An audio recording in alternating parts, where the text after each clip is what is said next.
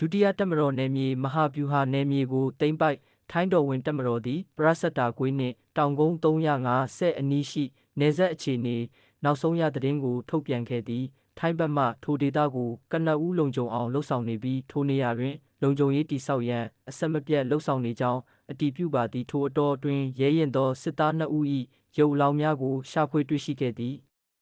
တက်ကြက်ကြီးဆန်ရွန်ကလန်ပရာကွန်တပ်သားဖနုဘတ်စော်စာဤသူရဲကောင်း2ဦး၏ရုပ်အလောင်းများကိုလက်ရှိတွင်အပြည့်အဝဂုဏ်ပြုသောအဖြစ်နေရက်သို့ပြန်လည်ပို့ဆောင်နေပါသည်ထိုင်းစစ်သားများ၏သွေးသည်အလကားမဖြစ်ပါ၏မြေကိုရဲရင်သောအမျိုးသားများ၏အသက်များဖြင့်ဝယ်ယူခဲ့သည်နောက်ထပ်နောက်ဆုံးရသတင်းများကိုတရားဝင်အစီရင်ခံမည်ဟုတော်ဝင်တပ်မတော်ကအတည်ပြုပါသည်နိုင်ငံ၏အချုပ်အခြာအာဏာကိုကာကွယ်ခဲ့သောသူရဲကောင်းများအားဂုဏ်ပြုခြင်းထိုင်းမြန်မာနယ်စပ်မြဝတီမြို့အနီးရှိနာမည်ဆိုးဖြင့်ကြော်ကြားခဲ့သည့်ရှာနဖာအွန်လိုင်းငွေလိမ်လည်မှုနှင့်လောင်းကစားစခန်းအားအပြီးတိုင်ပိတ်သိမ်းလိုက်ပြီးအများပြည်သူအကျိုးပြုလုပ်ငန်းအတွက်ပြန်လည်အသုံးပြုသွားမည်ဟုကရင်မျိုးသားစီယုံနုကယနေ့ထုတ်ပြန်သည်ရှာနဖာအတွင်းရှိကြားဖြန့်လုပ်ငန်းများနှင့်ဆက်ဆက်သောအဆောက်အအုံများမော်တော်ယာဉ်များစက်ပစ္စည်းများနှင့်ရုံးသုံးပစ္စည်းများအလုံးကိုကော်တူးလေ၏တရားရေးစနစ်နှင့်အညီချိတ်ပိတ်သိမ်းဆည်းလိုက်ပြီးဟုထုတ်ပြန်ချက်တွင်ဖော်ပြ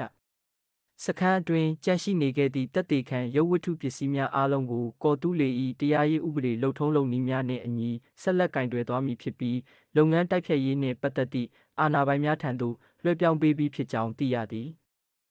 ကြန့်ရှိနေသောအဆောက်အအုံကားမီးဆက်စသည့်ရုပ်ဝတ္ထုပစ္စည်းများအလုံး၏စာရင်းကိုလည်းအပိသက်ကောက်ယူမှတ်တမ်းတင်နိုင်ခဲ့ပြီဖြစ်ကြောင်းနှုတ်ကဆိုထားသည်စစ်မြေပြင်တွေဆက်မသိမ်းနိုင်တဲ့အားနည်းချက်ပြင်ပြီးစစ်ကောင်စီပြုတ်အောင်တိုက်မယ်လို့လူကောင်းဆောင်ကတိပြုဒီဇင်ဘာ22/2025ကရင်နီအမျိုးသားများကာကွယ်ရေးတပ်အနေနဲ့ပိုကောင်းတဲ့စစ်ရေးအမြင်တွေနဲ့စစ်ရေးအစီအစဉ်တွေလှုပ်ဆောင်ဖို့ကြိုးစားနေကြောင်းဥက္ကဋ္ဌခွန်ဘီထူးကပြောကြားခဲ့ပြီးစစ်ကောင်စီပြုတ်အောင်ဆက်လက်တိုက်ပွဲဝင်မယ်လို့အသိပေးပါတယ်ဒီကနေ့ဒီဇင်ဘာ21ရက်မှာပြုလုပ်တဲ့တော်လန်ပြည်သူတွေဝန်းရံကြဖို့ရည်ရွယ်လှုပ်ဆောင်တဲ့ယတနာအာမန်စကားဝိုင်းအစီအစဉ်တွေလှုပ်ဆောင်ဖို့ကြ